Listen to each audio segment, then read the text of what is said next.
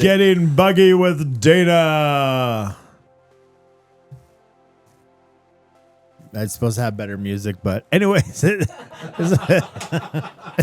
don't have it. All right. Okay, so we're tying here is the Egg Sucking Leech. So I just want to kind of walk you guys through a little bit about the Egg Sucking Leech. It's not really an entomology course because it's a leech, and there's not a lot of complicated things that happen with a leech. But we're going to talk about a couple little things, and I'm going to try to do this for all the flies this year, as you guys have asked things like, how do I fish it? What does it do? Whatever. So here I am with a little bit of Getting Buggy with Dana, and then we're going to tie the fly. Good catch there, Tim. All right, so what's up next is the Egg Sucking Leech. A little bit of an overview. It's a hybrid fly that combines the lifelike motion of a leech and the attraction of an egg. And sometimes I don't even think it has anything to do with an egg. I think it just has a little bit of a hot spot. Or yes, maybe at one point it was an egg sucking leech and that's how it worked. But honestly, we fish this lots and it has nothing to do with the fact that there's an egg on it.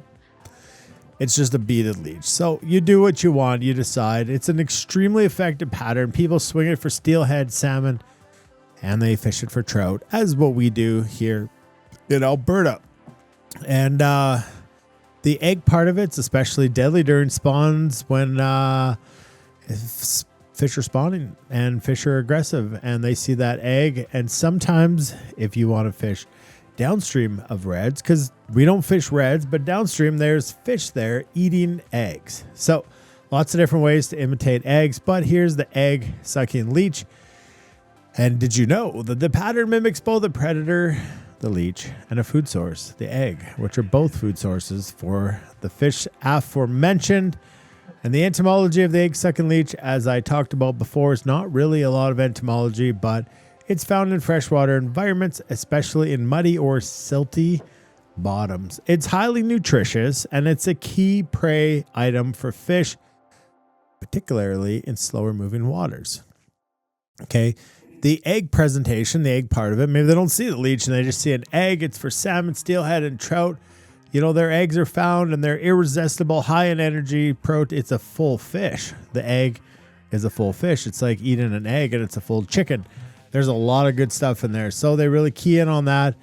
Did you know that the leeches, they're not an insect? Shocking. But they also belong to the class Hyrdinia, which is closer to worms, which gives the way that they kind of swim and are as effective as worms, or maybe even a little more effective sometimes. But that is the entomology of the leech. So why do we love fishing the Egg Sucking Leech? Well, the old subtle lifelike motion of the leech is very attractive to the fish.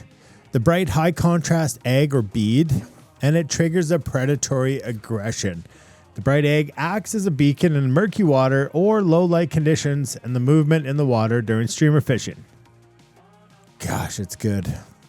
Swing it, dance it, nymph it, streamer fish it, whatever you want to do, just do it. Just fish it. Whatever your theory is on how and why things work, well, that's up to you. So the fishing techniques, as I just talked about, is the peak effectiveness for the egg part of it is during spawning season when fish are aggressively feeding or defending nests, which is the leech part of that, which is them just kind of more of a predatorial strike. Year-round for trout in both rivers and still waters. A lot of people troll leeches in lakes, folks. That is probably that, and a chronomid, which we touched on with the midges last week, is probably your go-to lake flies.